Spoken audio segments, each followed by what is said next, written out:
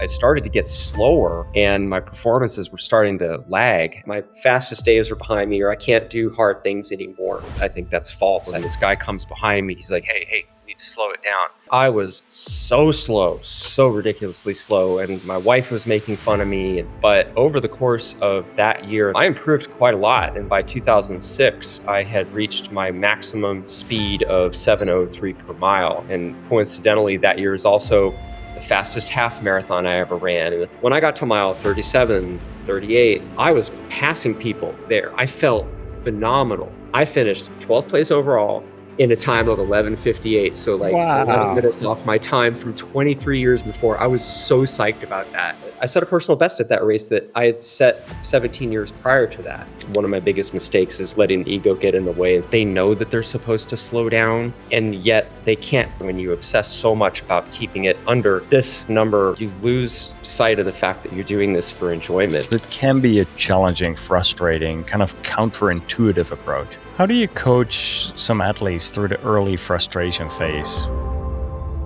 Albert Shank is an athlete and a coach who has more than 30 years experience in heart rate-based training, both on the low heart rate and the high heart rate. He has guided hundreds of different athletes over the years, and in this conversation we talk about how he has evolved as an athlete. He is soon going to be running 58K in the Grand Canyon to celebrate his 58th birthday. We talk about common mistakes that he has made, but also that he sees other athletes make, and different ways to set yourself up for healthy aging and running beyond the age of 40. Albert is one of the coaches in our Personal Best running coaching program. You can find out more about that at pbprogram.com. When I was writing the book, Running Breakthroughs, I interviewed hundreds of different elite athletes and experts, recreational runners. One thing I noticed is many people focus on the training, the paces, the heart rate, the intensity. However, the real progress happens during the recovery phase.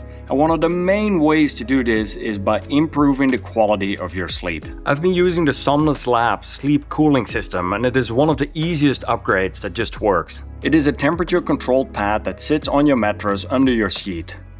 For me, sleeping cooler made a big difference. I fall asleep faster and I stay asleep longer. And I actually wake up feeling recovered. I can highly recommend this sleep cooling system, and you can check out more at somnuslab.com. and use the code FLOW, F-L-O, for 10% off your order. That is somnuslab, SOMNUSLAB.com with promo code FLOW for 10% off your order. Hope you enjoy my conversation with Albert Shank. Love what you do and, maintain that sense of joy with what you do, but at the same time also train in a way that you can sustain over the course, of months, years, decades. If your goal is to be fit and to be healthy, you have to be patient with yourself and you have to find out what works for you. And at the same time, really enjoy what you do. That would be my biggest thing. That takes care of, enjoying what you do takes care of so many things. Albert Shank, welcome to the Extra Mile Show Round 2. Good to be here, Floris. I'm super excited after 6 years. That is right. You're almost turning 58, and to celebrate, you're going to run 58K in the Grand Canyon. That is an exciting adventure. You've been doing it for a few years now, right? Yeah, that first year that when you interviewed me in 2020, that was the first year that I started doing that just because, and then I kind of kept it up every year. Right? So this year, it just gets a little bit harder every year. Yes, I can imagine. And there's a lot to unpack that we're going to go into. You have about 30 years experience with low heart rate training and with the MEF approach. For those who are not familiar with you, can you share a little bit more about your background and how you first got into low heart rate training? Yeah, so going back to 1993, that's when I'd always been active my whole life. But in 1993, when I moved to Phoenix, Arizona, I was introduced to the local mountains by a friend, and I really got into it. I was a little bit chunky back then and kind of out of shape. And so I started running up and down these local mountains, and really exciting for me. So I just kept doing it, lost some weight, just kept at it. And then in 1997, I did my first race. It was a run to the top. To the top. Fastest man to the top. It was It was a local run to the top of the tallest building in Phoenix, which back then was called the Bank One building. Now it's called the Chase building. It's, I think, still the highest building in Phoenix. And I won. It wasn't anywhere near the fastest time that came in the years after that, but I did win my first race ever. And I liked the competition aspect. So in 1998, 1999, I signed up for some 20Ks, some half marathons, all hilly, all hard. And in 2000, I did my first ultra marathon, the Crown King 50K. That was at the suggestion of a friend of mine who wanted to get me into trouble and start doing ultras. And I started doing ultras after that. I did 50K in 2000, and I did my first 50 miler in January 2001. And I did several 50 milers after that, among them being the Zane Grey 50 mile race in 2002, where I met a friend who I was in the first 4 miles of the race, and I was going up this hill, and this guy comes behind me. He's like, hey, you need to slow it down. Don't do intervals. And I was like, who is this guy? Why is he telling me this? So anyway, he ends up finishing the race about an hour faster than me. And I had a pretty good day for me back then. I finished and we're talking, and he tells me about low heart rate training. And I'd never heard of such a thing. For me, it was all about, train and run hard and go as fast as you can, and then fight your way through an ultra marathon. That's what I was doing. I was just fighting my way through ultra marathons, and I started to get slower, and my performances were starting to lag. And I thought there has to be a better way to do this. So my friend told me about the low heart rate training. And in 2003, I started investigating different means of doing low heart rate training. And among them, I found this book, Training for Endurance by Dr. Phil Maffetone. This is the 1999 edition. And I also had the Maffetone method. I don't know where I put that book. But anyway, I started reading it and I thought, this makes sense. So I started doing back then, what was I, 35 years old. So kept my heart rate under 145. And I was so slow, so ridiculously slow. And my wife was making fun of me. And I was on long runs, I was lagging way behind. I was walking a ton. But over the course of that year and the next year, when I was consistent with doing it, I improved quite a lot. And by 2006, I had reached my maximum MAF speed of 7:03 per mile. And not coincidentally, that year is also the fastest half marathon I ever ran and the fastest 10 miler I ever ran. Oh, wow. And I was still really young. And so I saw a lot of success. During the 11 years between 03 and 2014, I would do the 180 minus age training consistently for like 3 to 6 months. And then I would stop doing it because, I didn't like wearing the heart rate strap. I didn't like paying attention to numbers. I just liked running. And then, I would start to go, okay, that way of training really works. So I'd go back into it and see, a lot of improvement and some good races. And in 2014, I had a really nasty ankle roll from, I fell off of a bouldering problem, rock climbing, and I had to take 6 weeks off of running. And when I came back to running, I decided, what, I'm going to really give this Maffetone method, my full concentration, not just the 180 formula, but the nutrition aspect, the sleeping aspect, the stress management, everything. And I really believe that prolonged my running career, hopefully for a really, really long time until right now. And I think it's been just an incredible experience for me to really dedicate myself to that and be consistent with it. So that's my history with the Maffetone method.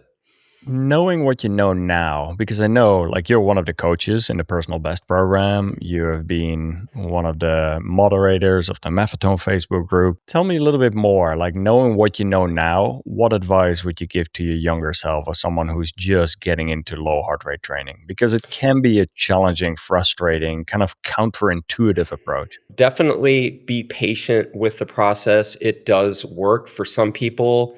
Some people will respond faster than others, but it's a long game. It's not something that you do in one season or 2 seasons. It's something you do over the course of years. And don't neglect the other aspects of the method. For most people, they make it all about the 180 minus age, and that's what I did in the very beginning. It was 180 minus age, train at that level and below, and that's it. I didn't pay attention to what I was eating. I was still drinking Coca-Cola back then, like I was a Coke a day guy back then, not paying attention to what I was eating. Who knows how much processed junk food I was eating back then still. But those things make a difference in the short term and especially in the long term. Pay attention to your nutrition, take in whole foods, make sure you get really good sleep consistently, try to go to bed at a consistent time. All the things that you learn, it took me years to learn all of those things because, it's hard to do it all at once. But I would tell my younger self, hey, don't neglect this stress management and sleep and food, because those things are equally important to training at an aerobic pace for most of your runs. What have you noticed when slowing down in your running? What have you noticed? How has the running changed itself when you slowed down? When I started slowing down most of my runs, I noticed that I was able to last longer in my runs. Like I could run for 2 hours, 3 hours, and then later in the run, I'd have a lot of energy left. Especially if I wanted to finish hard. I've done some races, shorter distances, like 30, 40K. And I find that if I train aerobically for a good amount of my training, which means slowing down, when it's time to kick it in gear, rather than hitting that wall somewhere around mile 16 to 20, I have that extra gear. And I found that in my ultra marathons, ever since I started slowing down more, I had a much better chance of having something left in the tank later in the race, with the exception of 100 miles. 100 miles is a totally different thing. Yeah. This morning, one of my friends, he took me out forest baiting, and he's an actual guide in forest baiting. And we basically went to a local trail and we did very slow walking. This was not a workout. This was purely to be immersed in nature. And it's fascinating. He guided me through this exercise as we're walking, as we're sitting down for a bit, through all 5 senses. So first he was talking about, look at all the different types of green you're seeing. And like, we're looking at all the different colors. And then after that, we went into like the whole, what different sounds are you hearing close by, but also further away at the edge and then nearby. And then from there, we did touch and we did smell and we did taste and like all sorts. And it was so wild. Like I've been running trails for the last 12 years. And even when I slowed down my running, I started paying much closer attention to my environment, and I started realizing things I saw on my running route that I previously hadn't seen before. But now taking that a step further, today was the first day I actually did this with a friend who has a lot of experience with nature. His name is Dustin, and he does these guided tours. And it was phenomenal. It was such a wonderful experience of just slowing down. And like, I think you do end up becoming much more present and aware of what's happening around you. Yes, absolutely. And that's the thing, is that it's easy for an athlete to get carried away in the training and the pacing and the heart rate, when every once in a while it's nice to just slow down and don't worry about the pace. Don't worry about the heart rate. Just slow down, walk, hike, scramble up a hill, get some views. I did that yesterday. I did this run yesterday where the last mile was just a scramble to the top of this mesa, and I got to the top, and I'd never been on this trail before. And I just got to the top and I was blown away at how beautiful it was. And I posted a video of that on Personal Best, and I was just, it calms your being. It's so relaxing, and a lot of people forget about that. A lot of people focus on, got to get to the top in this amount of time, got to get down. And when you take that time to see and smell and listen, it's an incredible experience. It really is. And it is not about the destination anymore. The journey is the destination at that point. Yes. And it doesn't matter whether you're moving 10 minutes per mile or 30 minutes per mile. And you're just getting there when you get there. So, yeah. Exactly. And you're talking about the whole smell thing. When I had first met my wife, and we started hiking together many, many years ago, over 30 years ago. And I think she might have thought I was a little crazy. Maybe not. I don't know. I don't have any proof of this. But I would go up to these ponderosa pines and I'd stick my nose in one of the cracks of the bark and smell it because I'd say, "Hey, do you smell butterscotch or do you smell vanilla?" It's like, "What?" Like, yeah, when you smell the ponderosa pine, it either smells like butterscotch or vanilla. For me, it smells like butterscotch. So, and I still do that to this day when like today, we're going to take our dogs for a hike. And if I find a ponderosa pine, I'm going to smell the pine and see if it still smells like butterscotch. Totally. That's amazing. Right on. What do you understand about meth training now that you didn't fully grasp early on? Well, like I'd said earlier in the beginning, for me, it was all about the 180 minus age formula, and that was it. And then over the years, I started to understand more about the nutrition and how important nutrition gets, especially as you get into your 40s and 50s and your upper 50s. Sleep is radically important. It makes such a difference. Even one day of bad sleep can completely wreck everything for that day. And stress management. If you've got a lot of things going on in your life, sometimes you just have to slow down even more. So, for me, the evolving of my understanding of the Maftone method has branched out to all the aspects of training, not just the formula, but all of the things that affect your heart rate and affect how you feel when you train. So Yeah, it took a while. That's an important one that you mentioned earlier. If your stress levels are higher, just slow down more. And Right. I think that's something that's easier said than done for some people. But Yeah, it truly is. realizing some days you just have stressful days and it's okay to go much slower. So Yeah, it's kind of counterintuitive because a lot of people's reaction to stress is to go out and hammer out these intense intervals, and it feels great in the moment, but you're wrecking yourself, because you've got this intense stress of whatever it is, and then you added more intense stress, and then it all compounds itself, and then eventually your body just gives out, and it'll stop you if if you totally. go far enough. Before we get back to the episode, I want to share a quick post-run hack that I use frequently. Right after my run, I jump into a sauna that's already warmed up. I use a Heavenly Heat infrared sauna, so it really warms your body from the inside instead of only the air. First of all, my heart rate stays more steady, especially on long runs. I also handle heat much better when I'm heat adapted. I saw that firsthand when I was pacing and crewing my friend Jeff Pelletier for 40 miles at the Badwater 135 mile race. Running in the extreme heat felt much more manageable than I expected. I also noticed that I sleep better on the days that I use it. If you want to check out these saunas in different sizes from 1 person to 2 person, the 3 person one that I'm sitting in, or even a 4 person one that they have, go to heavenlyheatsaunas.com and use the code FLOW, F-L-O, to receive 6% off site-wide. And this code can stack with any other site-wide sales as well. That is heavenlyheatsaunas.com, promo code FLOW. Let's get back to the conversation. You and I have both been guiding quite a few different people with low heart rate training, principles like MAF training, zone 2, all of the different ranges. What are some of the common mistakes that you see athletes make in their first year of low heart rate training? When athletes come into the MAF method or zone 2, any of the lower heart rate training methods, they don't factor in the other important things like the sleep and the nutrition and the stress management. That's a very common mistake. I made that mistake. I think most people do.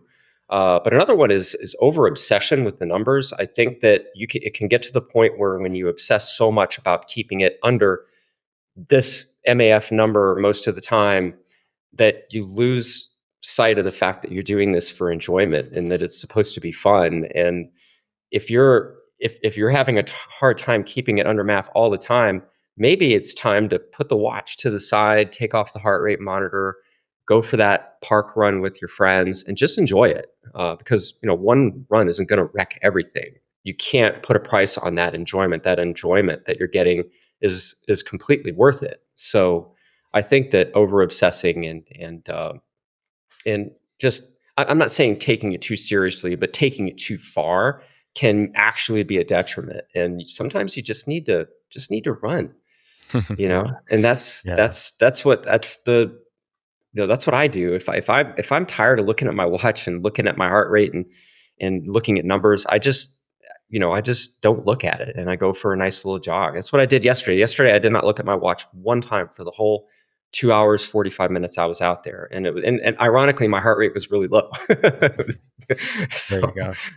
Yeah, I think the heart rate obsession is an interesting one because I do see people, let's say your MAF number might be 135.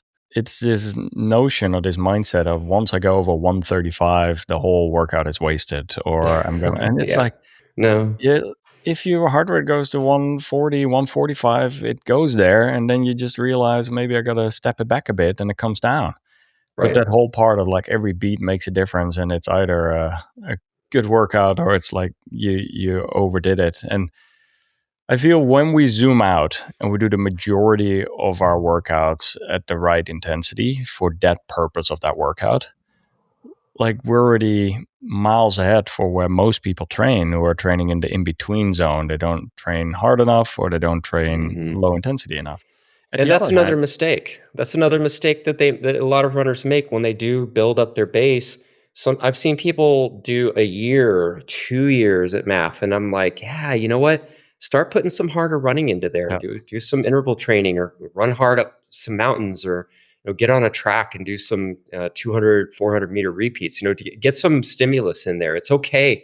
That's a misconception about MAF training, is that you can never run hard. No, you absolutely can run hard. Just need to build up your resilience first. totally, So, totally. And I think the other part of building up the resilience is it's one thing to build the foundation with low heart rate training. At the other hand, there's quite a few recreational runners who simply are quite injury prone. When they start running and they just think you have to run hard, their bodies is going to start giving out. The knees, the Achilles, the quads, like all sorts of shin splint issues are coming up. Whereas it is very nice to gradually build thing up with some low intensity running. There's just less compound, like pounding on the body, really. even I'd say, you know, more so than low intensity running, a lot of walking. You Yep. can't underestimate how a good walk, whether at an easy pace or even at a brisk pace, can be so beneficial for runners, who are just starting out. I think that a lot of them should be walking a lot more than they're running, and then very gradually build that running up. I'm not a fan of this, couch to ultra in a year type thing, because you're just setting yourself up for a disaster early on. I think if you're doing a lot of walking, especially on hills, I'm a big fan of getting out and walking and hiking up hills as much as you can. I think that builds quite a lot of strength and resilience, and then opens you up to be able to run more. There's no rush to get into running. The longer you take to get into it, I think the more resilient your body is going to be. Totally. And then once we've built a proper base, absolutely, by all means, go out there and have fun with the speed work. Go hammer out some harder miles. And Yeah, it's fun. I think in order for you to run your best race, it is going to be a combination of low intensity running and high intensity. And even within the high intensity, I think you you see people overdoing it, where it's like the whole having to throw up or a workout was not worth it, versus all right, let's do it again in a few days, like in 3 days, and you feel like you're properly recovered. And that part alone, it's a fine balance. But I think a lot of this comes down to being able to listen to when the body is ready for some additional speed work, when you feel like you need some more recovery, and that flexibility on the day to day, I think works really well. Even this is one of the parts I really like. Like I zooming out, I think there's a lot to unpack with the 180 formula, because you and I have also spoken, like it works reasonably well for most athletes, but then for some older athletes, there needs to be into modifications. For some athletes with an exceptionally high or low max heart rate, there needs to be some modifications. But the ballpark number for most people works reasonably well. But yeah, I think the whole high heart rate training, there's absolutely time and place for that. And I think also for a mental resilience, you have to build up some of that on race day when you're going to be running harder or pushing it more. Just being aware of what it feels like to get into that discomfort zone and being able to handle that. There's something special about that too. Yeah, I think in training, you have to challenge yourself. If you're doing it something challenging, like a 10K or half marathon or marathon, you need to challenge yourself in training in order to know what that feels like, what it feels like to hit the wall, or what it feels like to be uncomfortable, what it feels like when eventually your heart rate does go over your MAF, which it will in a race, and what happens to your body when you're 10, 15, 20 beats above it. It's super important to know that mentally and physically. Totally. So, Totally. yeah. How do you coach some athletes through the early frustration phase when they're running slower and they're starting to question everything? Boy, everybody's personality is so different. Like, I really think that there are some people where ego is so strong that they know that they're supposed to slow down. And they'll tell you, I know I'm supposed to slow down. And yet they can't, because they're very talented. They're a very fast runner. They just can't do it. And so that's really tricky to work with. It's a lot easier, I think, to work with someone who is a little more open-minded to taking that leap of faith and understanding if they slow down most of their runs, ironically, they're going to get faster, because then when they do put in the quality work, they're going to be able to run faster. And it's such an individual thing, because every single person has a different reaction to the training. So, the first thing I always say is you have to be patient. You have to understand that even the most elite athletes of all time, Eliud Kipchoge, runs the majority of his running at a low heart rate and a low pace for him, a slow pace for him. Which, thinking about his aerobic pace just kind of makes me go, how? I But, know. but having people understand that even the most elite athletes in the world train that way. They don't do a ton of hard interval training, I think goes a long way to convincing people that this does work. And also walking the talk. I try to do that myself, where here I am, this 57-year-old guy who's still running ultras, who still goes out and does these things in the Grand Canyon, staying healthy for the most part, although we could talk about that. Getting into your upper 50s has some challenges. And trying to lead by example is very important, so. You touched on ego, and I think that's one of the biggest components here. When we can take a childlike approach to running and having a beginner mindset and just learning and just getting humbled and being okay with running whatever pace that may be, and whether that's walking, whether that's running or walk running, that is all part of the process. And once we can leave that ego and we can get passed by other people knowing, all right, in the short term, I'm totally fine to slow down. And then in the long term, I know this is kind of an investment of building this base. Yeah. That changed a lot of things, I feel. Whether that's in running and cycling and swimming, we can start talking about cross training at some point, because it's in other newer sports too. Yeah. And the important thing is that, it's one thing to tell them and for them to go, yeah, that sounds logical, but they have to experience it to buy in fully. And that's where the patience factor comes in. You tell them, be patient. This could take 3-6 months. It could take a year for you to really start benefiting from slowing down and making the majority of your running aerobic. And then when they start seeing personal bests and faster running and better recovery and fewer injuries, then they go, yeah, this definitely works. So, but it's hard. Like I said, it's a very individual thing for everybody. The approach has to be different for every person. And breaking through that ego is tough for a lot of people. So let's talk about that personalization a little bit further though, right? Because how do you personally make adjustments based on real life variables, whether that's heat or stress or poor sleep or illness or any of these factors? Yeah. So when you take in the environmental factors, because, I live in Phoenix, and coming up here within the next month or two, we're going to see a dramatic increase in temperatures. When there's stress, I've had some pretty stressful things happen in recent weeks. If you've gone out to late night, had maybe a little bit more drinking than you should, you have to factor all those things in. It's all about slowing down. And for me, it's keeping my work output well under MAF, not just at MAF, because for me, running at my MAF, which right now is 123, if I sustain that for a period of time, it actually starts becoming a pretty hard workout. So going under that and possibly walking, it's necessary. It's vital to do that, because Otherwise, I'm just adding more stress. So yeah, my reaction to all additional stresses is slow down and just, and deal with it. And eventually, everything's going to right itself. It's going to balance itself. And then eventually you start improving again, for How much sure. how much running do you do on average these days? Like you're training for an upcoming adventure, which is like your 50K for your 50th.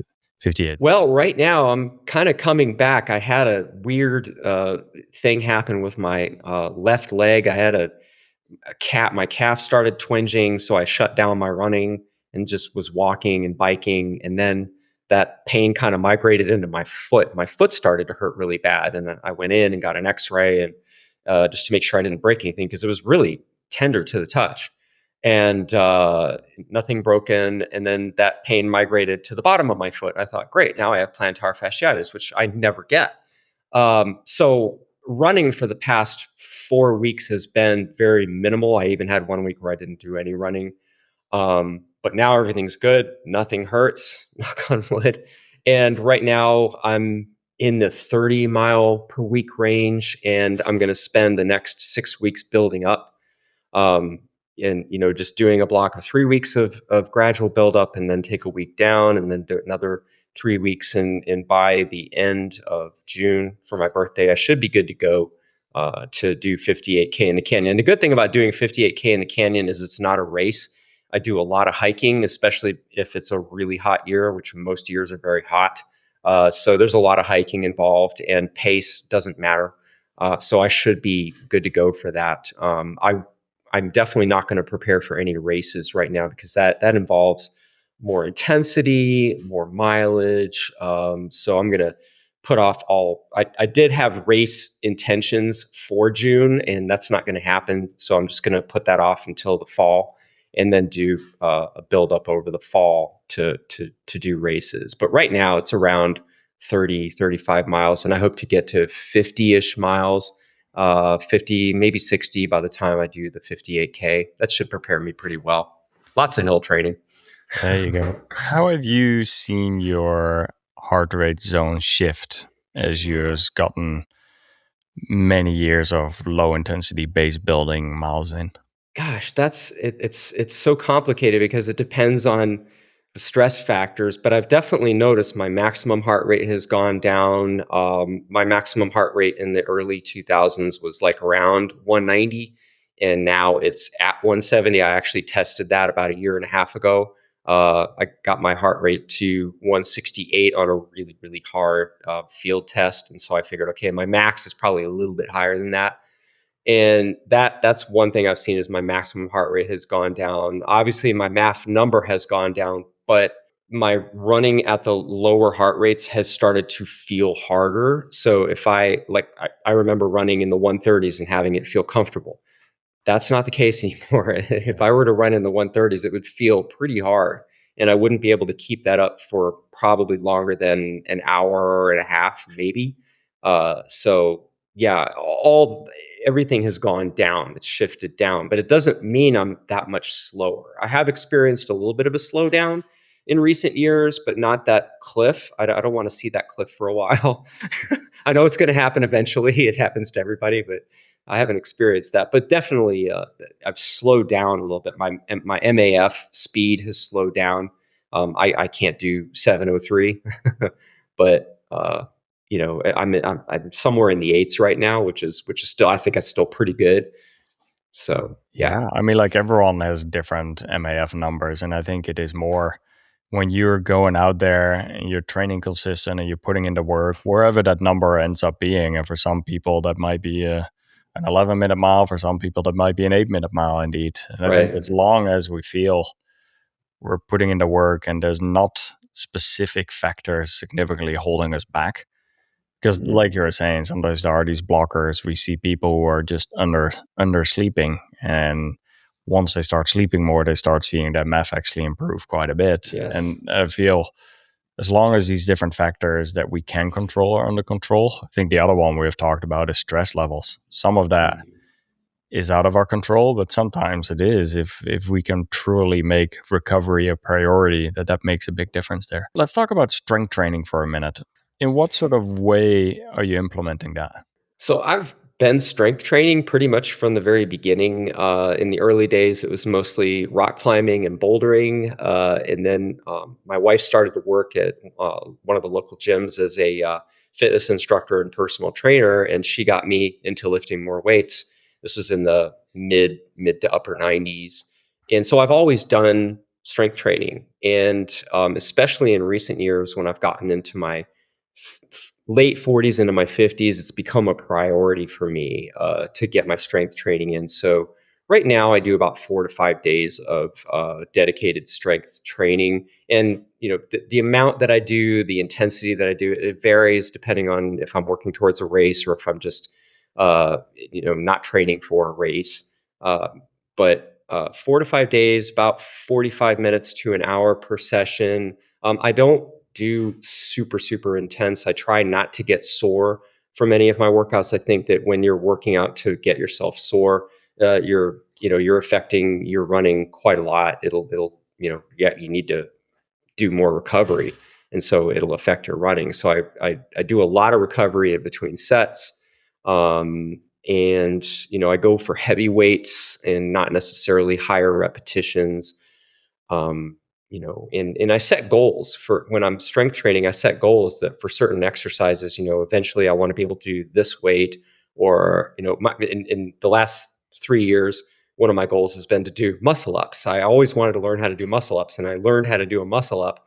And so once I started getting pretty good at that, then I thought, okay, now I want to do multiple in a row. So now my goal is to do 10 of those, and I'm up to 5 right now. And it's really hard to get past that because your form goes bad after about 4. So, setting goals with the strength training is important because it kind of gets you excited about it. It gets you something to work toward rather than just doing it for the sake of doing it. I've started to really enjoy it in the last 10, 12 years.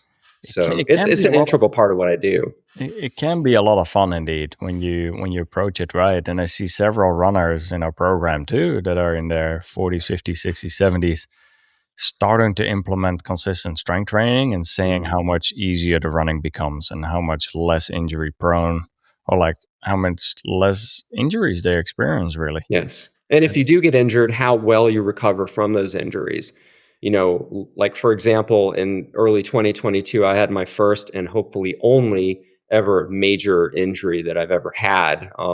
After, those 2022, that was 28 years. I was on a really easy kind of flat run. I was running a flat section, not technical, and I felt my knee pop. And I thought, well, this is weird. It didn't feel right. And I finished the last mile and a half of my run, and I thought something's not right. It doesn't feel good. And then that night it was really, really sore. So to make the long story short, I got with a friend of mine who's a sports doctor, and he's like, "Yeah, looks like you tore your meniscus." And then the MRI showed that I tore my meniscus. And so that was the beginning of 3 months of going through meniscus surgery, where they had to remove the shards of the tear and smooth down the meniscus. It was a medial meniscus tear, by the way, and then a couple of months of rehab. And during that rehab, I gradually brought up my strength training for my legs. In the beginning, I had to go with practically zero weight, and then eventually worked my way up. And it was the strength training that I'd done prior and during and after that enabled me to recover very, very quickly from that surgery. And matter of fact, I started running late March. And then by June, I did, that was 2022. I did 54K in the Grand Canyon. It was slow, but I did. And no pain. Yeah. So the strength training really helps both prevent it. And if you do get injured, it helps you get through it much, much more quickly, in my opinion. So even here, you mentioned you like heavyweights, but you did build up to that. And I think that's an important one for those listening here. Yes. At the beginning, you often want to do the movement right. You want to do a higher rep with a lower weight or with just body weight. As you get more confident with the movement, that you're doing them correctly, you can do less reps and you can do some heavier weights, but build that up as well. Yeah, it's just like running. In order to build up your tendon strength, you have to spend the time doing that. And to add to that, I would recommend that anyone getting into weightlifting get a personal trainer for a month and learn from that personal trainer. Use the personal trainer to help you to work on form, to tell you, to give you these little nuggets of information that you might not otherwise get from a YouTube video or a book, and learn how to do it properly. My wife was my personal trainer back in the 90s. And so she taught me about form and, where to put your hands with the dumbbells and different modifications you can do and everything like that. And that's it's worth putting the money in for a month to learn how to do it properly. Totally, totally. Recently, we had some conversations too of Dr. Rangan Chatterjee. He explained this thing about, if you make your coffee, do like 10 squats, whatever, lunges. And at the other hand, you also have the part of like go to a gym and actually have dedicated time in the gym. And I think some things work really well for some people and some things work well for other people, depending on your schedule, the flexibility. I have a bit of a hybrid approach where I have certain days that I'm going specifically to the gym, but then in between, I do have the pull-up bar in the garage. I do have the dumbbells laying around that if I have some extra time here and there, I will add that in. I've always had a pull-up bar in my house ever since I've ever lived in Phoenix. And also I have a rock climbing fingerboard set up over my pull-up bar so I can do little rock climbing holds and those are hard, man. pull-ups. Those are so hard. Yeah. Well, yeah, especially the really thin, crimpy ones. Those can be really tough, and you can have a lot of fun with that too. And then that's the thing is it's about having fun. I'll be sitting at my computer working, and I'll go, I'm going to go do a set of pull-ups, or I'm going to go do a set of fingertip pull-ups or something like that, and that's fun. And it gets you really strong if you're consistent with it. I saw Casey Neistat. He had a video where he had in his studio in New York. He had a pull-up bar hanging, and once an hour he was doing pull-ups. And I thought it was kind of an easy way to get to a higher number throughout the day versus going for just short and doing them with a minute apart because you're just very tired and fatigued. So it's this fascinating one. But once again, you were talking about earlier about muscle ups or about pull-ups or different things that you want to accomplish. And I'm blown away how quickly the body can adjust, though. How quickly the body can, when you go about it the right way. And I've made the mistake too, where you start doing strength training and you get so excited, or I sometimes see it with my daughter even. She gets really into like doing pull-ups, and then she wants to do it again the next day and the next day. I'm like, no, chill out. Yes. Like let the body recover 48 hours and then see if you want to do or it again. longer. Yeah, That's the thing about getting in your upper 50s. Sometimes it's not about 24 hours, 48 hours. Sometimes it's 4 days, 5 days. I found when working with the muscle ups early on, when I started getting them, I was getting really excited. I'd do them like 4 days a week, and that was way too much. And so I started getting elbow pain, and I had to take off. So now I do them once, maybe twice per week. And ironically, I've gotten a lot better at it because I've had a lot of recovery in between. So muscle ups are hard, man. It's a lot about form. You do have to have the strength to be able to pull yourself up, but it's also about doing, you have to have a certain form to get it. In the beginning, there's more swinging. You have to swing into it to get up. But then, I started saying, okay, I don't want to swing anymore. I want to be able to do it from a dead hang. And that's a lot harder to do without the swing. So it takes strength, but it also takes good form too. Totally. What do you do mobility wise? Not enough. I need to do. I love the honesty there, Albert. Yeah, that's the thing is, again, bringing in the going into my upper 50s thing. I had a really bad ankle roll in January, and I did what I've always done. I didn't fully ignore it. I took a few days off and then got back into training because that's what I've always done. I've always gotten back into training, and my ankle has always been fine, except now not so much. It needs more recovery. And I started doing a lot more mobility training for my ankles, trying to get them a little bit more flexible because they're painfully not flexible. And I've had so many ankle rolls in both ankles over the years, and doing a lot of barefoot mobility work. Like Coach Scott Fry he put up a really good video of working plantar fasciitis mobility, and I Right now, not enough, but I have started doing more ever since I got this foot and calf thing going on for the past month. But one of my goals is to include more dynamic mobility training, because I think being able to go through, the motions of, full range of motion with, squats and everything like that can greatly enhance your running. Okay. I still love Lawrence Van Lingen's Awesomizer exercise a He's lot. phenomenal. Yeah, he is phenomenal, but that exercise in particular for the Achilles, for the calf, for your hamstrings, your glutes, so many different parts of the body get activated in just a few minutes a day. So And you don't think that that's going to make a difference, but I know he's the man, and I know that if I were to implement his exercises, it would greatly enhance, what my running and my resilience yeah, toward getting injuries, because that is becoming more of a thing in my upper 50s, is that, you know, for example, calf, both calves. I'd never ever had calf issues until the last 4 years. At first, it was my right calf, and then a month and a half, or about 5 weeks ago, it was my left calf. And I think that if I were to implement his type of methodology, it would definitely reduce the chances of those things happening. totally. And we'll make sure to link to that video as well. Let's talk about, how do you keep your heart rate under control on the hills? Is it just like walking? Is it more strength training? Is it combination of things? Very Yeah, the curious to first hear as thing you well. do, you let your ego go, because your heart rate's going to go up on the hills because you're working harder. And so it's a matter of practice. And it took a while to get there. In the beginning, it's really, really hard to keep your heart rate down, especially below MAF when it's very steep. But if you practice enough, if you're diligent with it and consistent, it will go down quite dramatically. And you'd be shocked how much you can do at a low heart rate on extremely steep hills, and how fast you can go. You may not be running the whole thing, but you will be walking at a pretty good clip. And it's kind of fun to watch yourself improve at the same heart rate, at the same pace, or is the same effort level, and you watch your pace go down.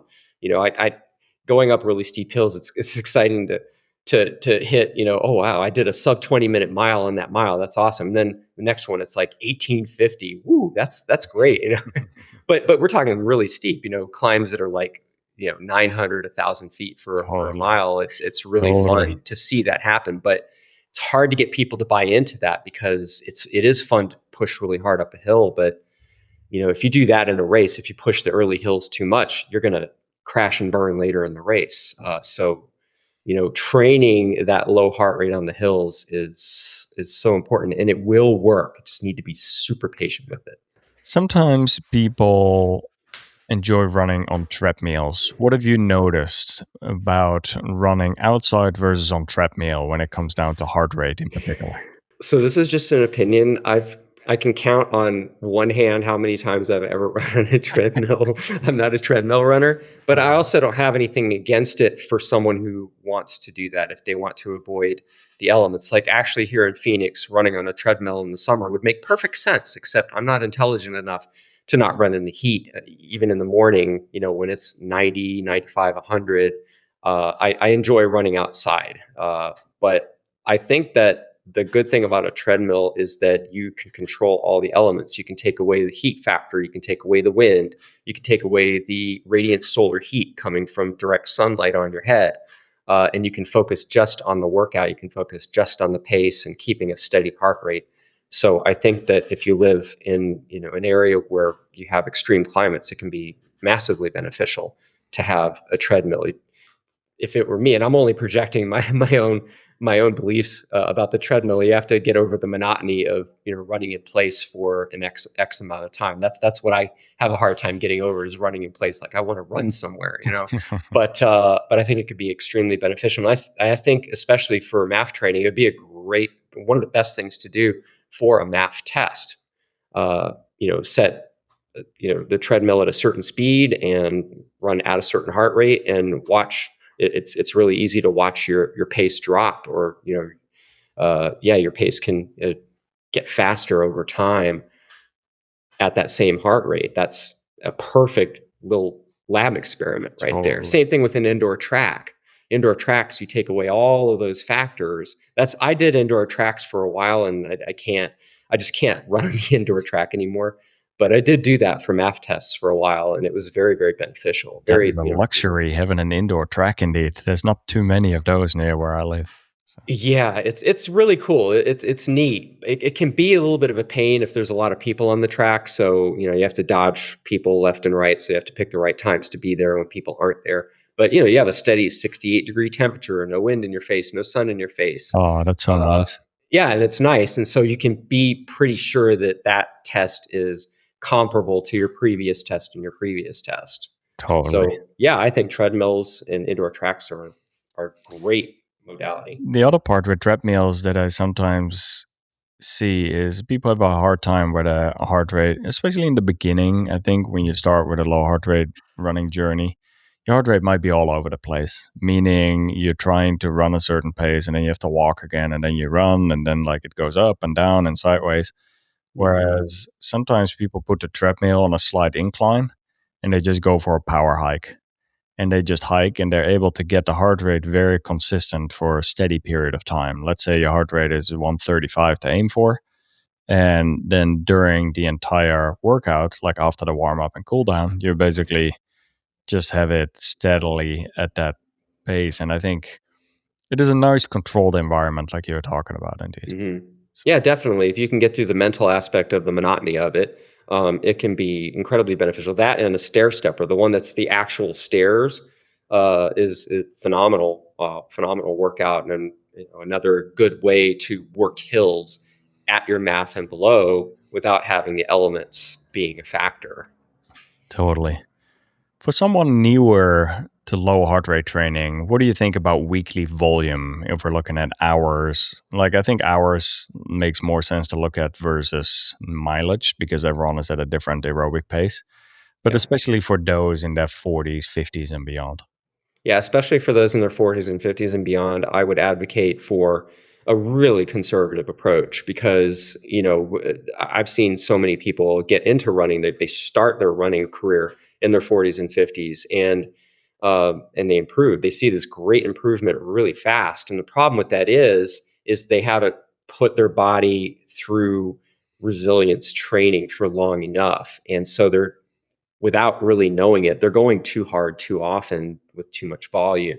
And so within 2 to 5-ish years, depending on the person, they start getting these really bad injuries. And for some of them, they get these heinous injuries, these, ankle injuries and toe injuries and calf and, Achilles and all these things because their bodies have not built out resilience. So I would say in the beginning, you need to start with really, really short outings, a lot of walking, maybe a little bit of jogging, and gradually work your way up over the course of 6 months, a year, and make your first races short races, 5Ks, 10Ks, and then build yourself up over the course of 2 to 5 years. And then start thinking about those longer distances because all of the elite athletes that they didn't just go right into the marathon. They did 1,000 meters, 1,500 meters. They worked their way up. And over the course of years, they developed that aerobic endurance and that resilience to be able to take the pounding for so long. So I would do the same thing with a recreational athlete. Start really small, anywhere from 1 to 3 hours in a week and do that consistently for a while and then gradually build up over the course of a year. Mm-hmm. Yeah, I like how you're thinking in months and years versus like just weeks. And that part too, even if you have 1 to 3 hours a week, sometimes we see people going for 2 runs a week and like just having a hero session in the weekend and 1 mid run. Whereas even short aerobic stimulations, 20 minutes here, 30 minutes there. If I have 20 minutes time, I go out for a 20-minute run. And even though that might just be a gradual warm up with a little bit of running and then like 20 minutes, if you do that frequently enough, and 30 minutes, 45 minutes. Yeah. I see very many athletes on Strava who are just running hour and a half all the time, but you don't need to run that long in order to improve as a runner. So. No, you don't. And sometimes it's when you take those short days, that next day that you do go longer, you end up performing better and at a lower heart rate because you've had that recovery time. So yes, it's Oh, very, very beneficial. totally. So for athletes in their 40s, 50s, and beyond who want to start doing some cross training, how do you feel that benefits your running, and how would you approach that? So first of all, I think you have to find something that you really enjoy doing. For me, I've gotten into in the past 4 years. I put a lot of biking into my training. You can see the bikes behind me. Um, it- First of all, out of necessity, because when I did tear my meniscus, the surgeon said you can bike all you want. And I was like, score. So I went out and bought a bike, and I biked like crazy for 2 months. You know.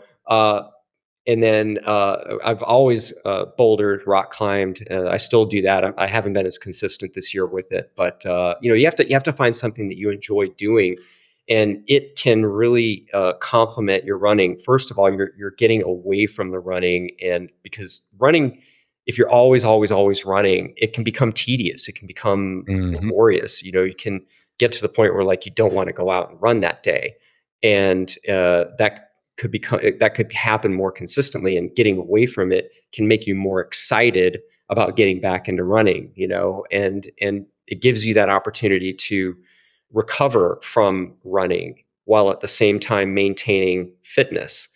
Like I use the bike. I don't use the bike for intensity. I use it for building volume, and also just getting outdoors and enjoying myself and seeing sights that I otherwise wouldn't see running because they're too far away. I'm not going to run somewhere 12, 15 miles from my house. I'm just going to get on the bike and go there and get there in less than an hour. Uh, and it'll make you stronger in ways that running can't reach. Like rock climbing is going to hit muscles that you wouldn't use while you're running. Same thing with biking, and same thing with lifting weights or paddle boarding or playing pickleball or any of that stuff. You're going to work different muscles, and also it'll take you away from running and make you excited about getting back to that run tomorrow. Totally. So that's how I feel. I feel like including some form of cross training can make you help with recovery, make you stronger in other ways, and make you more excited about running. This morning, in my conversation with Dustin, when we're doing the forest bathing, he talked about taking a childlike approach. And even when talking with Lawrence Van Lingen, he talks about becoming basically childlike again. Mhm. And I thought that approach of wonder, curiosity, what do you get drawn to, like playfulness, that's an important one. Last night, there was literally a storm rolling through here, like a spring storm. And it was about 30 minutes before sunset. And I just grabbed my bike with no plans or intentions other than let's just bike towards the hills because there's some nice views and I can see all the clouds coming in. And ended up just biking for like an hour and a half. Mhm. And I got lost. There was zero direction, zero plan, zero anything. Right. And on the hills, sometimes I would push it. And then on the downhills, I would let it go. And then it was just wonderful. And that is purely like, what do you get drawn to do? What do you feel like doing at that moment? And I'm a huge fan of cross training, of doing different activities. I recorded a conversation with Chu a few days ago. He talked about doing ski mountaineering. He lives in Sweden and he really enjoys ski mountaineering. And I thought that's another one. Like you see it with Killian, how much ski Yes. mountaineering he's doing in the winter months, and it helps improve his running and it keeps it joyful. You don't burn out that much. You can only do so much running for Yes. so many years before it starts becoming repetitive. And then I think changing the terrain, changing the route, bringing some new elements in there can be really helpful. Yeah, and that's the thing I've seen with a lot of 40, 50 plus runners is that, they spent a lot of their life being inactive, and then they find this amazing thing running, and so they get really into it, and they put all their eggs in one basket and they just dedicate themselves to running. And, eventually the injuries start happening, the burnout starts happening. And I think that if I could tell anything to 40 and 50-year-old plus runners, put some other tools in your toolbox, things that you enjoy doing. because it'll enhance your running. It'll make you more appreciative of the running and make you more excited about it, and also you get excited about doing other things as well because they're fun, and that's the whole point of it. I know a lot of the people you've interviewed, Killian, Scott Johnston, and many others, always talk about joy, and the joy is so important because that's what keeps you coming back to doing what you're doing. Otherwise, you're going to quit, 100%. 100%. You mentioned earlier, as you were aging, you started to noticing that your body changed, and sometimes the recovery took a bit longer. The recovery taking a bit longer is a pretty known part. Is there anything else that you have experienced from now being an athlete in your late 50s? Like how has some of your training approach changed? How has some of your cross training? How is like just generally how have you started approaching training differently? Yeah, first and foremost, I finally have come to the realization that I am not 30 and 40 years old anymore. So I can do the same things that I used to do, but I can't do it as much and as often.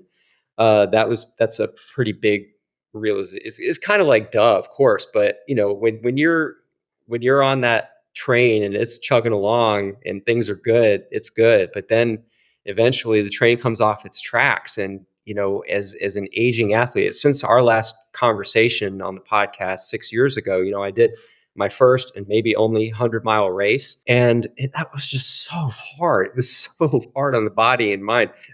Best experience I've ever had in a race. But I learned, especially after the injury that I had 4 months later with the meniscus, I have to do other things in addition to the running. I can still run. I can still do the things I enjoy. I can still do the big hills. I can do the big days, but I need more rest in between. I need to focus on the strength training more. I need to get out and bike more, and run a little less so that I can allow for more recovery. And, the recovery thing's a real thing. It's not like, I can go out and do a 20-mile run today and tomorrow I'm good to go. No, I have some residual fatigue, I'm not going to bounce right back. Or, I did a 12-hour mountain event on July 31st. And I didn't feel right for a couple of weeks after that event, and in the old days, I'd have been back to running 2-3 days later. And for this, it was several weeks later where I finally felt normal, and you start to see how sleep and nutrition play an even bigger role in your recovery. You don't notice it as much in your 20s and 30s. You can get away with a lot, but man, in your upper 50s, avoiding too much junk food and making sure you get 7 to 8-ish hours of sleep, so important. Your body knows if you don't get that 7 hours of sleep, your body knows the next day, hey, you didn't get enough sleep. You're going to suck today, and you do.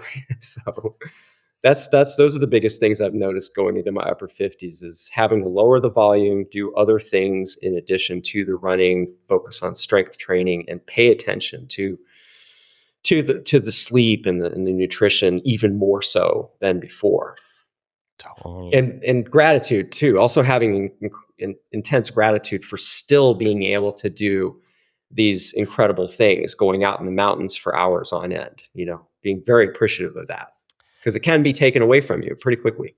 The daily gratitude, one of the 3 points I write down in the morning is that part in particular. So I start the morning by I'm thankful for, and the whole healthy body and mind shows up on those few bullet points almost on a consistent basis, because nothing else matters really in the world if your body is falling apart, if your mind is not in the right place. I tell people that. I say, if you do not have your health, you don't have anything. You can't be any good to other people if you don't have. So you have to have your health in order to be your best in everything that you do. So that becomes a really big priority.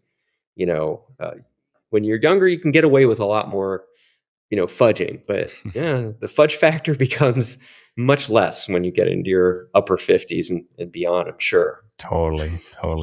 What are some of the biggest principles for avoiding injury as you age, you think? definitely be conscious of how much recovery you need. I've been pretty negligent with that over the years. It's been one of my biggest mistakes is not allowing for enough recovery, letting the ego get in the way and thinking, oh, I'm good to go. And, just jumping right back into it. Making sure you get the strength training in there. That's extremely important to maintain your muscle and strength. Because, that's going to be what's most important. I think when you get into your 60s, 70s and beyond is having that strength. Because I do see a finality to running eventually. That running may turn into walking eventually. I hope not. I hope to be running for many, many, many years and forever, but you never know. But having that strength to be able to get up out of bed, to put on my clothes, to take a shower, or to be able to walk the dogs, that's always going to be so important. So yeah, those have definitely been my priorities for sure. We had an old neighbor, a Japanese lady in her 80s. Her name was Tomoko. And as she was aging, you can tell how she just had very little muscle mass left. And then she ended up falling and breaking a hip. And I think as we age, yes, you can start losing balance some more. And this is at a later age, but that part, if you have enough foundation to build up, you're just more resilient to injuries. My friend Duke Tran, he has gotten in a few bike accidents. He's 50 years old now, and he recently got clipped on a bike going 28 miles an hour, and this was his third bike crash in like a 2-3 year period. And he broke his shoulder, broke his collarbone, ribs got punctured and different things. And I think the part that made it that he still got away with reasonable injuries that could have been a whole lot worse was the fact that he did a lot of strength training. He did a lot of mobility. He was built like a French bulldog, like a tank. And so even though he got clipped by a car, he was still able to recover from that. Yeah. Even the doctors were surprised of his recovery. So yeah, It makes a difference. I have students who are in their 70s, 80s, and beyond, and one in particular. And I teach college, just for people who don't know, and I'm retiring from that in 4 weeks. And so he's 83 years old, and he just recently did a hike in Patagonia in southern in Argentina. And this was not a wimpy hike. It was over 100 miles of hiking over the course of a week. And the Wow. guy's in his 80s, and he goes to the gym. He does his strength training. He doesn't run or anything like that. It's too hard on his body, but he does a lot of walking, and he did this hike in his 80s. And I thought, okay, that's what I want to be when I'm in my 80s. I want to be able to do stuff like that. And it makes all the difference. Totally. That's goals right there, man, for sure. Oh yeah, absolutely. How do you balance running and strength training without overtraining? I think what helps with me, because I have the luxury and I'm fortunate to have a schedule that allows me to do more workouts. My kids are grown, they're out of the house, they're in their careers, doing their thing. So I have a lot of time. And so I do all of my running and biking in the morning. And then I have a period of like 5 to 7 hours until I go to the gym. So I do my workout in the morning. I work during the day. I have a very flexible schedule. And then I'll go to my full-time job in the afternoon, and I'll go to the gym there, and I'll do my weightlifting session for an hour around 4 o'clock. And so I've had a good amount of time, 5 to 7 hours in between, to recover from the morning workout and be able to dedicate some energy to that workout. And now, I've had a few people criticize me and say, "I think you're probably lifting too much, doing 4 to 5 days per week." But I don't know. I've been lifting for so long, and like I said, I don't lift to absolute fatigue every time I do a strength session. I rest a lot in between sets. I allow for a lot of recovery. I take in a good amount of calories before and during and after my workouts. And I allow for recovery. If I'm not feeling good, like the other day, I went for a strength session. I just didn't feel right. So I cut down my weights. I cut down the amount of sets that I did, and did a lot less. And I felt great the next day. It was the right thing to do. So I balance it by putting a lot of time in between the running or biking and the lifting or bouldering. And I feel like that really helps me to have the energy to do both. But as many people say, you can't excel at all things. So when I'm training for a race, obviously my strength training, I'm not going to be able to do as much as I normally would because I'm focusing a lot of my energy on training for the race. And in the week or two before the race and in the week or two after the race, I do quite a lot less. I still do it just to maintain my ability to lift and do a certain amount of weight, but quite a lot less because my energy is focused on that event. And then after the event, I'm depleted and I can't lift very well anyway. So I just lift lighter weights, fewer repetitions, fewer sets until I start to feel good again. So even now, you're talking about you're running, you're bouldering, you're doing strength training, you're doing cycling, and you're hiking. And I'm eating a lot too. Yeah, but that is such a, like, I think it complements each other very well and it keeps things interesting and you mix things up. It's not just 7 days a week of running. Yeah, and it makes me on the days that I do, and it's funny because I think I run maybe 2 days a week, like actual just running, like all running, and then the other 3 days I'm doing a run hike or maybe a hike with a little bit of running, and I feel like that really helps me to recover, and it helps me, because I'll do a lot of big hills and I'll walk the hills at a really low heart rate. It helps me recover, but also helps me build the base up really well without being really hard on the body. And I just started, see right here, I've got one of these weight vests. I just bought this. Oh, And yeah, so I'm going to start doing that. I only did one workout with this just to test it out this past week. And it's a lot harder to keep your heart rate down on the hills with this thing on. And I've got it on the lowest weight possible. I haven't added a lot to it, but in the old days, in the mid 90s to upper 90s, when my kids were little, up until they were about 3 years old or 30 pounds, I used to carry them on my back up wow, the that's mountains. natural weight vest right there. Yeah, it was a natural weight vest, but back then I didn't monitor my heart rate or anything. I probably was way over math back then. But I'll tell you what, I have never been faster on the mountains than I was in like the upper 90s when I was carrying my kids. And then I'd do a workout, I'd run to the top of a mountain without them. And it felt like nothing, But Totally. yeah, Well, I'm not doing that for those reasons now. This is just to put another tool in the toolbox, do something different. I'm not going to run with it because when you add weight, you shouldn't do any running. It should be all hiking. So, yeah, we'll see how it goes. I'm going to do this for a couple months and see if it benefits me at all or if it's too much. I don't know. I'll figure it out. I definitely think there's tremendous benefits from the weighted vest or like the rucking. I also see quite a few athletes make the mistake of going too heavy too soon. And I like how you're saying, I'm going to go on the lightest setting for now and just adding 10 pounds. gradually. Yeah. Yeah. The lightest weight is 10 pounds. So that's what I'm doing. And trust me, that 10 pounds makes such a difference. It is. And I feel even with the pull-up bar, I was like doing pull-ups. And at one point I started looking into weighted vests to add to the pull-ups. And even there, you can do a whole lot with body weight and strengthening those tendons, ligaments, joints first before you start adding any weight. And you got to be careful with it. I'm not a fan of adding weights. And if you do, you have to do it very rarely because I made that mistake. I thought, I'm going to get strong. I'm going to put a 25 pound,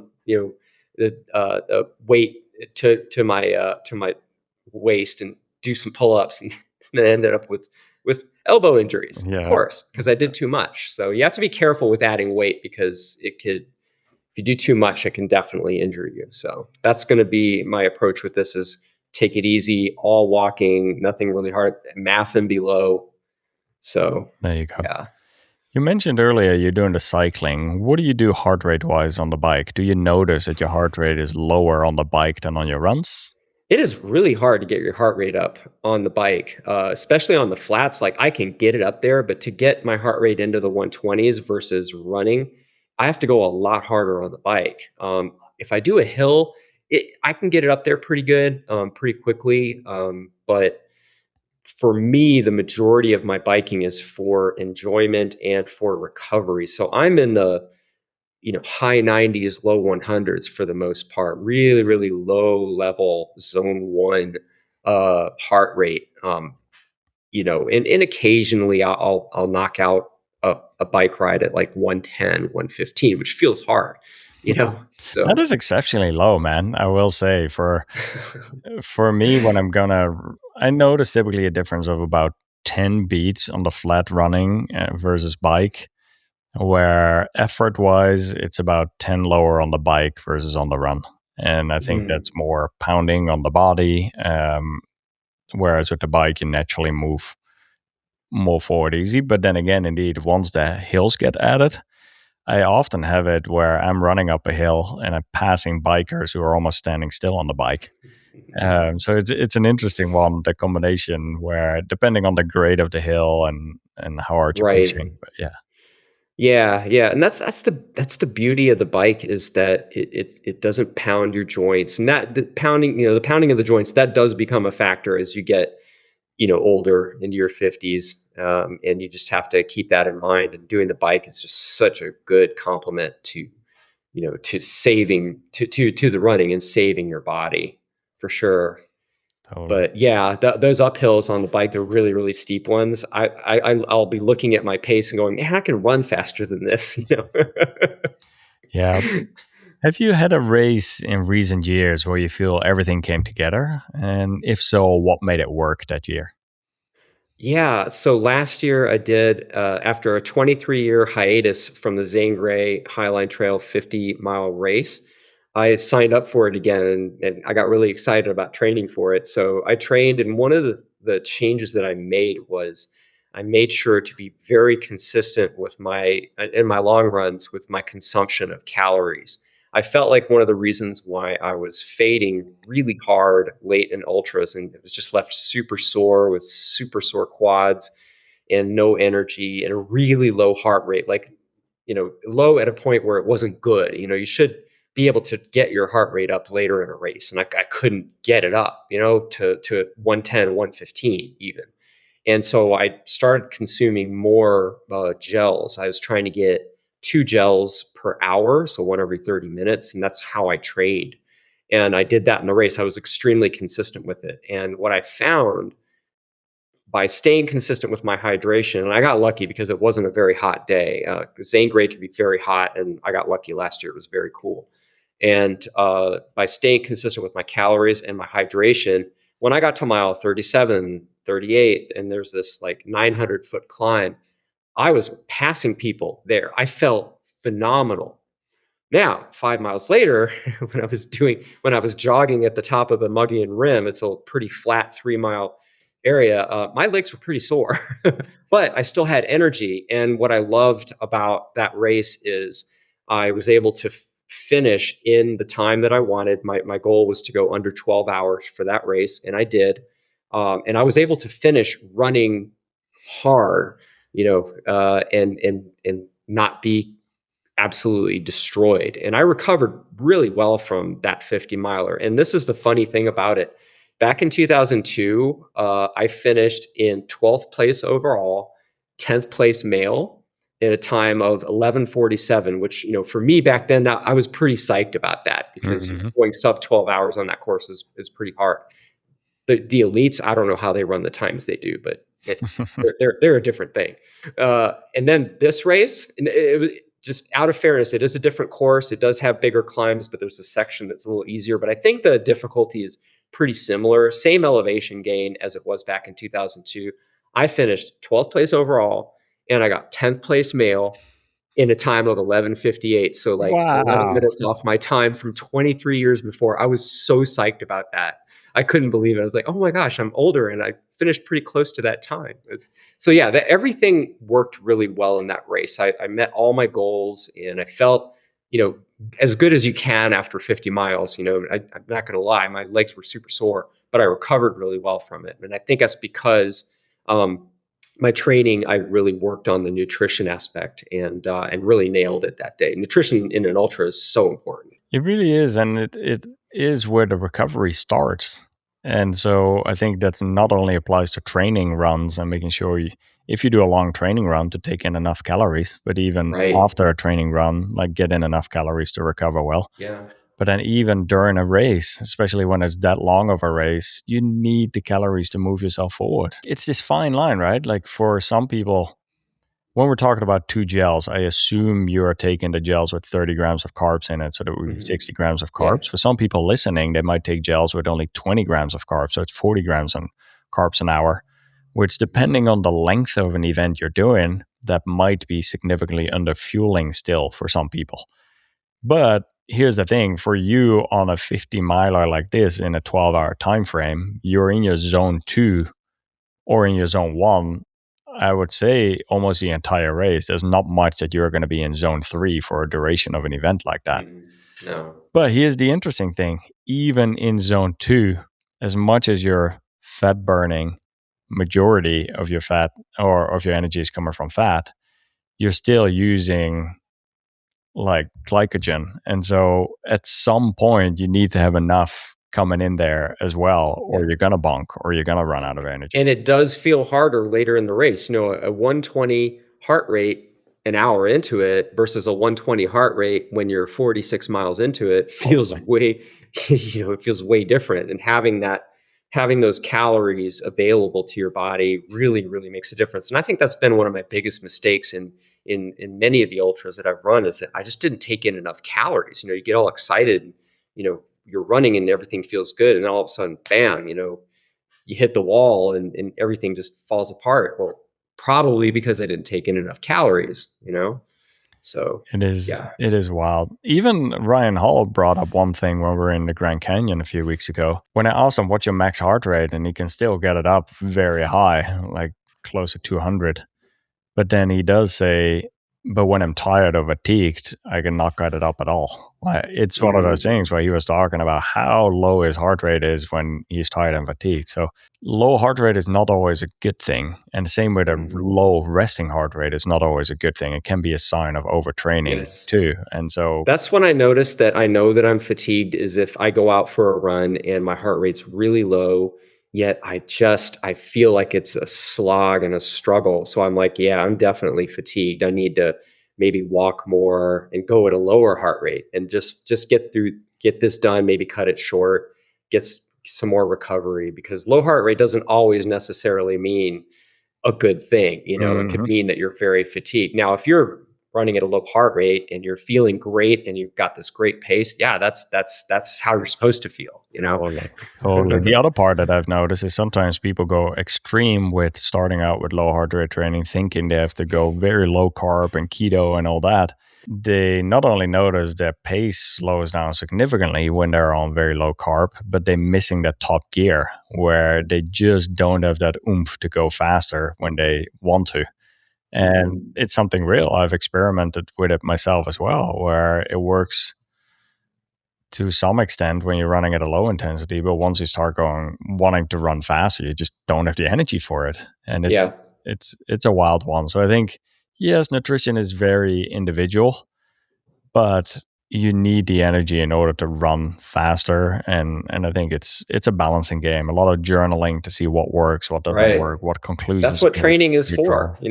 The training is for experimenting, finding out what works for you. You have to be really honest with yourself when you're training and saying, okay, well, I ate this many gel packs and my stomach is sour. Well, maybe you better eat fewer than that next time. Or, oh, my energy was still low, maybe I should take in more. So the next run that you do of that distance and time, you increase it, and see how it goes. That's what I love about training. Everybody is different, and experimentation is so much fun. It never gets old. Yeah, totally. What are you excited for next? Like, I know you have your 50K, 58K coming up in the Grand Canyon, but is there any other runs, adventures, like projects that you're excited about in the near future or further away? Yeah, I haven't done a specific plan for the fall just yet. I want to see how the 58K goes and then my recovery from that. I want to do some racing in the fall, and I'm kind of toying around with the idea of going back and doing the man against horse 50-mile race. It's a race I've done several times, and I last did it in 2008, the 50-mile version. And I thought, yeah, why not try to go back and see what I can do with that race? See if I can, beat that time at, how much older am I now? 18 years older. I don't know. That'll be a challenge, but we'll see. So I'm thinking about that, but I'm keeping my options open for now. I don't know yet. When you sign up for a race, I think you really got to want that. And for me, signing up for a race is a commitment, and I need to be excited about it. It needs to be motivating for me to really want to work toward it. So I haven't figured it out just yet, but that's something that I'm playing around with. So There you we'll go. see. I'll keep everybody updated. So there's sometimes people who think that their best running years are behind them. What message would you have to share with them? So my experience of getting into my 50s, and definitely having to keep in mind recovery is much more important. Um, but that doesn't mean that you have to totally slow down and you can't set personal bests and you can't continue to do awesome things that are really hard. Uh, I'd say, maintain your health and definitely train in a way that keeps you healthy, but don't think, oh, my fastest days are behind me, or I can't do hard things anymore. Because I think that's false. I think you can absolutely do great things. I that man against horse race I was talking about. I did the 25-mile race in 2020, and I set a personal best. I was 50. Let's see, 2020, so I would have been 52 at that time, and I set a personal best at that race that I had set 17 years prior to that. And there's also a local mountain east of here, it's the Superstition Mountains, but this trail, it's called Siphon Draw. It's a 2.5-mile run to the top, and it's 2,700 feet of climb. So 2.5 miles, 2,700 feet. It is steep, That and is steep. yeah, I beat my best time on that at age 52. 52 was a really good year, by the way. I beat my best time on that, and I'd set that time like 15, 18 years before that. So, you can still do really hard things. You can do them very well. You just have to understand your body, and you have to understand that you are not young anymore. You do need more rest. You do need more recovery. You do need to do the strength training, and you can't do as much volume, and you can't run hard as often. You have to be very judicious with when you do your hard training. But absolutely, you can keep doing hard stuff, and you can definitely excel. So That makes a lot of sense. A lot of runners do worry about that hard drop off at some age. How do you think about that drop off, and what are you really doing right now to push it out as far as you can? I try not to think about that drop off because I've seen it happen to some friends of mine who've gotten into their 60s and 70s. And I thought, oh man, I remember when you were really fast, and now, I know it's going to happen. But, I think my approach right now is to take things season to season and try not to compare myself to what I was last year or 5 years ago, or especially 10, 15, 20 years ago. I am not that person anymore. And I just try to stay within the moment. What am I right now? And when I start a training cycle for whatever it is I'm working toward, I tell myself, okay, it doesn't matter what I did last year, because all these things have happened since then. This is where I'm at now. So I'm going to start with that and then work towards this goal. And I think that really helps to keep things going, to live in the moment, because eventually those speeds are going to diminish. I won't be able to do 50 miles in the same amount of time. Maybe I won't be able to do 50 miles at all. Maybe I'll have to bike a whole lot more than I'm doing now and run a whole lot less. So it's a matter of just adjusting as you go, and just listening to your body, and again, going back to that concept of joy, enjoying and loving what you do is so important. So that's what I do. I love what I do. I look forward to my run every day, and I'm so happy when I do a run every day. And I think having that positive outlook on what I do really helps me keep going and not really worry about that drop off. That is such an important one. When you can look forward to it and you can use it as a form of recovery for most of your workouts and runs, like, yeah, it's a Mhm. wonderful way. What is the one thing that you find yourself repeating most often to the athletes that you coach? Be patient. The workout today, make sure you do your workout today in a way that allows you to do your workout tomorrow. Um, don't over obsess about numbers and everything. Yes, the numbers can be important. Heart rate is important, but enjoy what you're doing. Love what you're doing, because if you do that, that takes care of everything. Loving what you're doing really keeps you in the game. And being patient with yourself and recognizing when an injury might be starting to happen and reacting to it, make those all make a really big difference in staying in the game and continuing to enjoy what you do, for sure. So well said. You are an active coach in our running coaching program, the Personal Best Running Club, but you also work with athletes one on one with personalized coaching. If anyone is interested in hearing or learning more about your personalized coaching, your one on one coaching, where can people find more about you? Well, they can reach me either on my website, or they can reach me on Strava. I'm the only Albert Shank on Strava, so just a quick search and you can find me there. There you go. And I will make sure to link to your website in the show notes and add your Strava link in the show notes as well. So, and then Excellent. one last question here. There's quite a few people listening who want to become a stronger, healthier, happier athlete.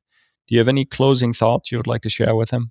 Love what you do, and maintain that sense of joy with what you do, but at the same time also train in a way that you can sustain over the course, of months, years, decades. If your goal is to be fit and to be healthy, you have to be patient with yourself, and you have to find out what works for you, and at the same time really enjoy what you do. That would be my biggest thing. That takes care of enjoying what you do, takes care of so many things. That's what I would recommend. Spot on. When it's enjoyable to do, it becomes so much easier to get out the door. You don't even have to think about it. You look forward to putting on your running gear and head out. So spot on. Absolutely. Albert, thank you so much. I look forward to going on another run in Phoenix next time, or when you're out here in Newport Beach, we'll find another beach run and we'll make it happen. Yeah, we'll go to Laguna again. I love that area. It's so cool. Absolutely. Sounds good. Thanks so much, Albert. Talk more soon. Thank you. Bye now. Thank you. Bye. Thanks so much for listening. Albert is a huge inspiration, and I really look forward to running the way he does at the age of 58. I'm 43 right now, but seeing how he is talking about healthy aging, listening to the body, increasing the focus on strength training and using cross training the right way too. I really think he has nailed down a lot of things right in his training and approach to racing. So, what was your favorite lesson, takeaway, or quote from this conversation? Let me know in the comments below on YouTube.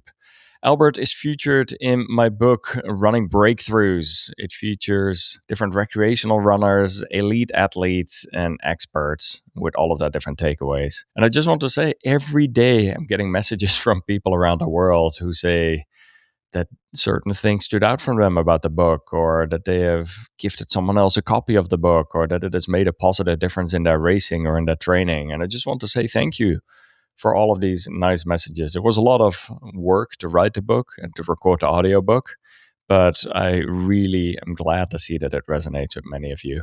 The book is available worldwide on Amazon or at quite a few different bookstores as well, so check it out. I'm off to Cocodona in a few days here, and we'll make sure to fill you in afterwards. Going to be bringing my GoPro as I'm pacing and crewing Jeff Pelletier out there. So more to follow on that, and several more podcast episodes coming soon here.